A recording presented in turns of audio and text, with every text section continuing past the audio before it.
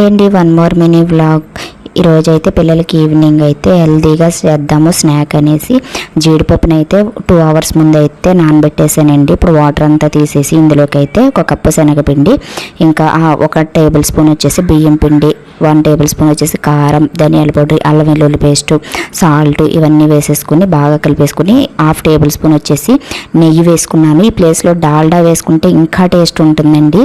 ఇంకా జీడిపప్పు అయితే 2 hours ముందు అయితే ఖచ్చితంగా నానబెట్టాలి. అప్పుడే టేస్ట్ అనేది బాగుంటుంది, క్రిస్పీగా వస్తుంది అనమాట. ఇందులో కొంచెం వాటర్ వేసుకుని బాగా కలుపుకోవాలండి. ఎందుకంటే జీడిపప్పు పలుకు విరిగినా సరే మనకి శనగపిండి మొత్తం జీడిపప్పు పట్టేలాగా ఇలా కలుపుకోవాలన్నమాట. మరీ జారుగా కాదు, ఇలా ఈ కన్సిస్టెన్సీలో కలుపుకుంటే జీడిపప్పుకి అయితే శనగపిండి బాగా పడుతుంది. ఇప్పుడు ఆయిల్ బాగా హీట్ చేసుకున్న తర్వాత ఈ కలుపుకున్న పిండిలో కొద్దిగా కరివేపాకు వేసుకుని ఇప్పుడు ఇలా పకోడీలా వేసుకుని వేడివేడిగా అయితే ప్లేట్లో సర్వ్ చేసుకుంటే సూపర్ టేస్టీ అనమాట. ఇలా వేడివేడిగా